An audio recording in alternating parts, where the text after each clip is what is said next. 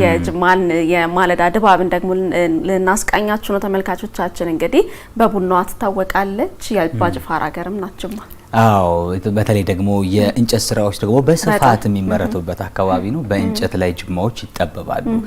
በነገርሽ ላይ ቤቴ የጅማ ያመጣሁት በአንድ ወቅት ለስራ ሄጄ ያመጣሁት ተጣጣፊ ጠረጴዛ አለና በጣም ነው የምወደው በነገርሽ ላይና በተለያየ መልክ የሚሰሯቸው በእንጨት ላይ የሚሰሯቸው ነገሮች ያስገርመኛል። የስኳር የረከቦት ሌሎችም የተለያዩ በርጩማ ደግሞ ለየት ባለ መልኩ ይሰራሉና ቤቴ ሁለቱም አለኝ በነገርሽ ላይ። እኔም አለኝ በነገራችን ላይ እኔም ጅማ የሜዳ አጋጣሚ አግኝቼ ነበር። አባጅፋርን ጎብኝቻለሁ፣ ቡናቸውን ቀምሻለሁ።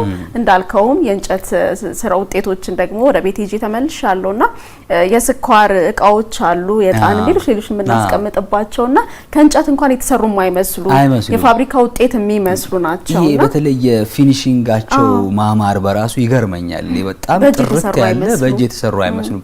ፕላስቲክ አይነት ነገር ነው የሚመስሉትና ጥርት አድርገው እንዴት አድርገው ሰሩት እስኪያስብል ድረስ የሚደንቅ የእጅ ጥበብ ሙያተኞች ያሉበት ከተማ ነው ጅማ። አሁን ደግሞ በተለይ በኮሪደሩ በጣም አሸብርቃለች። እንግዲህ ባልደረባችን እዛ ነው የሚገኘው። አዎ ምን ተስኖት ሙሉጌታ የጅማን የማለዳ ድባብ ሊያስቃኘን በቀጥታ መስመራችን ላይ ነው የሚገኘው። እንግዲህ ምን ተስኖት መጀመር ትችላለህ? እንዴት ናት ጅማ? ማለዳዋ ምን ይመስላል የሚለውን እስኪ አጋራን። አመሰግናለሁ በረከትና ነጻነት። እንደምን አደራጁ ተመልካቾቻችን። አሁን የምገኘው በኦሮሚያ ክልል ጅማ ከተማ ነው። ጅማ ከተማ አንጋፋና ታሪካዊ ከሚባሉ የኢትዮጵያ ከተሞች መካከል አንደኛዋ ናት። እንደሚታወቀው አሁን ያለውበት ቦታ አራት አንበሳ ይባላል። ከፊት ለፊቴ ወደ ፈረንጅ አራዳ አካባቢ ማለት ነው። እጅግ በጣም የተዋበች ጅማን አግኝቻለሁ። በማለዳው ደግሞ ሞቅ ያለች ከተማ መሆኗን ተመልክቻለሁ። አሁን አየሩ እንግዲህ በመላው ኢትዮጵያ ቢሆንም ጅማ ደግሞ በደንብ ጉም ሸፍኗታል በማለዳው ማለት ነው። እጅግ በጣም ደስ የሚል አየር፣ ደስ የሚል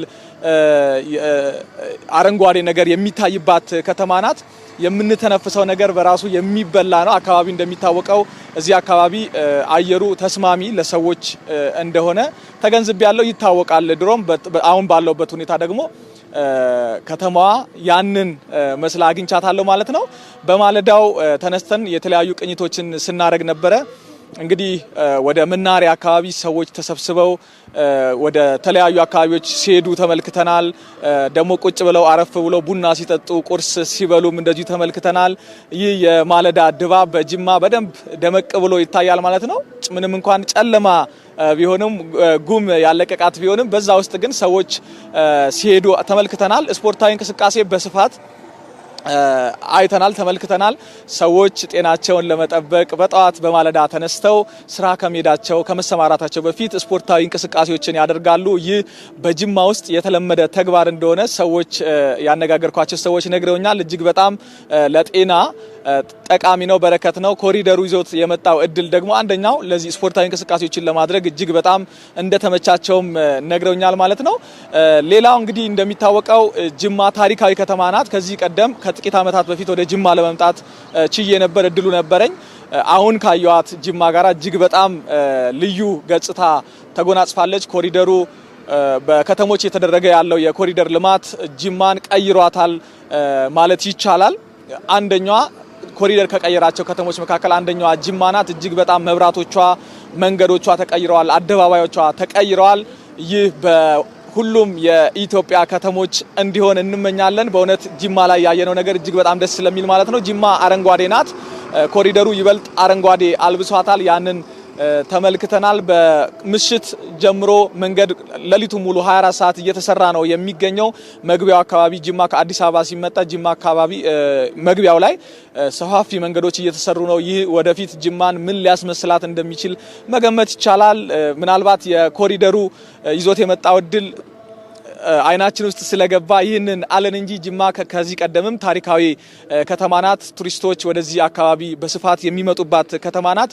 ያንን እናቃለን። አሁን ደግሞ ይበልጥ እንዲመጡ እንደሚታወቀው የአባጅፋር ቤተመንግስትም እጅግ ባማረ ሁኔታ ለምቶ ታድሶ ለጎብኚዎች ክፍት ሆኗል። ይህም አንደኛው የጅማ በረከት ነው። ከዚህ በኋላ ቱሪስቶች ሲመጡ ያማረ የጅማን የአባጅፋር ቤተመንግስት መጎብኘት ይችላሉ ማለት ነው። ያንን ተመልክተናል። እንግዲህ እንግዲህ የማለዳው ድባብም ሞቅ ሞቅ አሁን ሞቅ ሞቅ እያለ ነው። ከተማ ውስጥ ባጃጆች ይንቀሳቀሳሉ፣ ሰዎች ይንቀሳቀሳሉ። ሌላው የተመለከትነው ጉዳይ ጽዳት ነው። ሰዎች በማለዳ ተነስተው ጽዳት ያከናውናሉ፣ የጽዳት ስራን ያከናውናሉ። የተመደቡት ሰዎች አሉ። ይሄ እንግዲህ በሁሉም የኢትዮጵያ ከተሞች እየተለመደ የመጣ ተግባር ነው። አሁን ጽዱና ማራኪ እንዲሆኑ አካባቢዎች ጽዳት ያስፈልጋል፣ በየዕለቱ ማለት ነው። ያንን ተመልክቻለሁ። ሰዎች ታትረው ጽዳት እያከናወኑ ነው የሚገኙት። ሳይክል የሚነዱ ሰዎች በጠዋቱ ተመልክተናል። ኮሪደር ልማት ምቹ ሁኔታን ፈጥሮላቸዋል። እንደዚሁም ደግሞ አሁን ያለውበት አካባቢ ላይ እንደሚታወቀው አደባባይ ይታያል። ይህ አደባባይ ከዚህ ቀደም 4 አንበሳዎች የነበሩበት አሁን አባጅፋር ተቀምጠውበታል። ከኋላዬ ጂማን የሚገልጽ ሲኒ ያለ። እንደሚታወቀው ጂማ በቡና ትታወቃለች። ያንን ጂማን የሚገልጽ እንደመሆኑ እኔም ሳየው እጅግ በጣም ተደስቻለሁ። ሰዎች ወደዚህ አካባቢ የሚመጡ ሰዎች እዚህ አካባቢ ፎቶ ተነስተው የጂማን ትዝታ አስቀርተው ይሄዳሉ ማለት ነው። እንግዲህ ጂማ በማለዳው ስትነሱ ቡና ባይፈላ እንኳን ባይኖር እንኳን ቡና ይሸታቸዋል። ያንን ታዝቤያለሁ። አሁን እኔ ቡና ለመጠጣት ናፍቄያለሁ። ቀጥታ ወደ ቁርስ ነው የሚሄደው ማለት ነው። ተመልካቾቻችን፣ እኔ ጋር ያለው መረጃ ይህንን ይመስላል። በረከትና ነጻነት ወደ እናንተ ልመለስ።